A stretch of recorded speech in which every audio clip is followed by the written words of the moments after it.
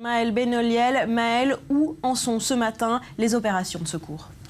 Comme vous voyez derrière moi, 5 jours après le tremblement de terre, ici dans le centre-ville de Katmandou, les équipes de secours continuent toujours de rechercher des possibles survivants.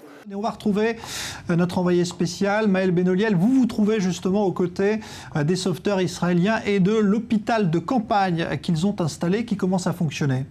Oui Jean-Charles, je me trouve au cœur de l'hôpital de campagne mis en place par Israël et qui se situe en périphérie de Katmandou. Oui, je me trouve dans le village de Sakwo, à environ 1 heure de Katmandou. Et alors que la vie reprend doucement son cours dans la capitale népalaise après 3 jours de deuil national, ici dans la campagne avoisinante, la situation est beaucoup plus dramatique. Comme vous pouvez l'apercevoir derrière moi, je me trouve actuellement dans le lobby de l'hôpital de Grandi à Katmandou, le plus grand hôpital et le plus sophistiqué de la région. Des dizaines de patients ont dû être installés dans le hall d'entrée de l'hôpital, mais aussi dans la cafétéria juste derrière moi. Cet hôpital a aussi été bien sûr endommagé par le tremblement de terre de samedi dernier. La course contre la montre des équipes de sauvetage pour retrouver les derniers survivants continue ici au Népal, 6 jours après le tremblement de terre qui a frappé le pays.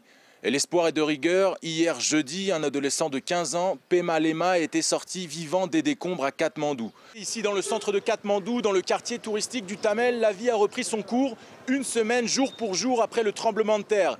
Beaucoup d'équipes de secours ont déjà quitté le pays en même temps que de nombreux journalistes.